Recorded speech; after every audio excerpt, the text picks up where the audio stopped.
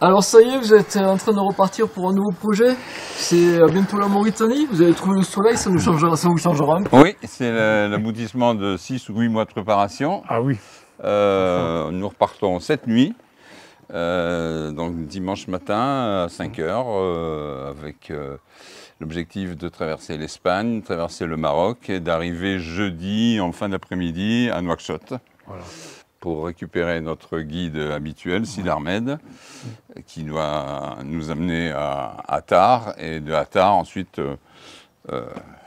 le projet plus complet de visite du désert, voilà. d'une période de 8 à 10 jours en immersion dans un camp nomade, ce qui va nous permettre de faire des photos et des vidéos surtout, dans le but de faire un reportage qu'on pourra présenter, et, espérons-le, d'ici la fin d'année.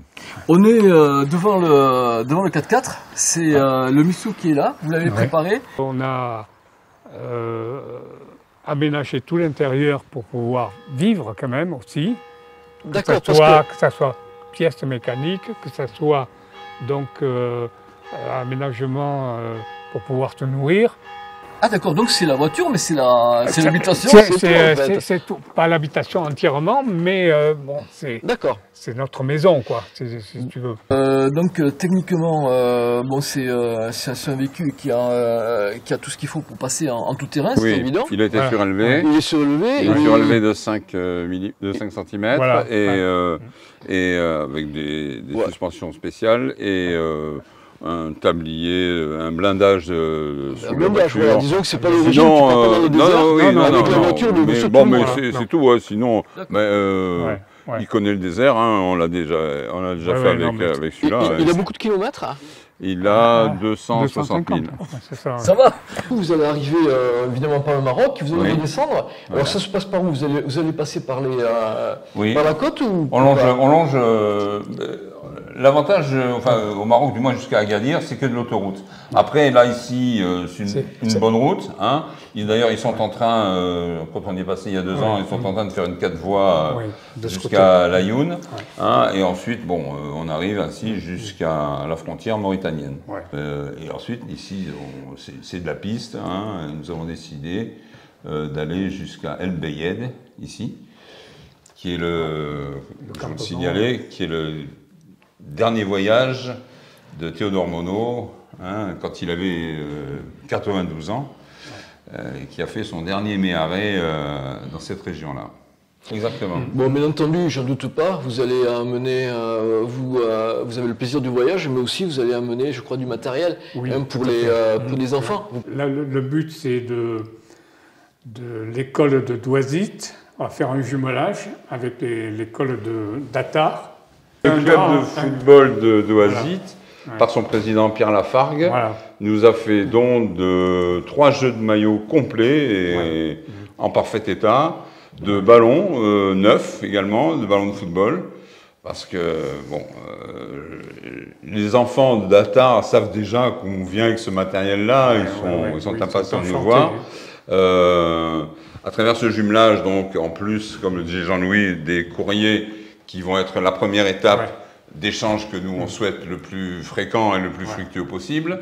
Les parents d'élèves, et là il faut les remercier, ont répondu d'une manière tout à fait inattendue, en nous portant des vêtements, des chaussures, qui sont dans le 4x4 du coup. Dans le 4x4, sur la galerie, et un peu répartis partout. Tout ce qu'il y a sur la galerie, c'est des cadeaux pour les... ce sont que les vêtements. On a des fournitures scolaires en grand nombre. Donc c'est que du bonheur. C'est vraiment génial. Je suppose que les enfants de Douazit seront hyper attentifs et en attente du retour de votre voyage.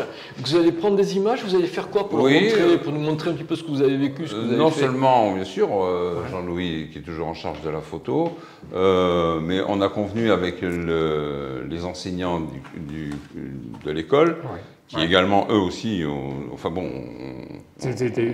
se sont investis auprès des élèves pour que le projet se réalise, d'envoyer donc des vidéos, pas quotidiennement parce que malheureusement on n'a pas de connexion partout, Mais chaque fois qu'on le pourra, on envoyer des vidéos ou des photos à l'école, afin qu'ils puissent suivre notre périple, nos rencontres, etc. Ça leur a permis de voir dans quelles conditions les enfants travaillent là-bas, quoi. C'est-à-dire que il y a pas quand on voit les écoles ici qui sont équipées normalement, mais par rapport à là-bas, c'est super équipé. Là-bas, ils n'ont même pas un bureau par élève. Ils n'ont pas un bureau par élève. C'est complètement... Là, aujourd'hui, on voit ils travaillent sur des tablettes. Ouais. Là-bas, c'est un tableau qui est pelé en général avec des craies. C'est quand même incroyable. Hein. Ouais. On a créé une association il y a quelques années déjà qui s'appelle Ciné Dune, qui est rattachée à la Galerie J. Et Aïcha, qui habite à Tarbes, qui est une jeune femme qui habite là-bas, est notre correspondante. Et de sa propre initiative, elle a... Parce que dans cette école, il y a quand même 200 élèves. Beaucoup viennent de camps nomades assez éloignés. Ils viennent le matin, ils repartent le soir. Donc ils ne mangeaient rien, quoi. Et de sa propre initiative, elle a décidé de créer une cantine et elle nourrit les enfants qui ne rentrent pas chez eux. C'est un truc de fou. Non, mais on ne s'imagine pas. Mais c'est notre dimension. Écoutez, franchement, merci beaucoup de nous faire partager votre expérience aussi, de votre retour peut-être aussi. Et puis, on vous souhaite vraiment un super voyage et on vous dit bravo pour ce que vous faites aussi pour les enfants là-bas. Merci à vous. C'est le but. Hein, bravo. On est des baroudeurs.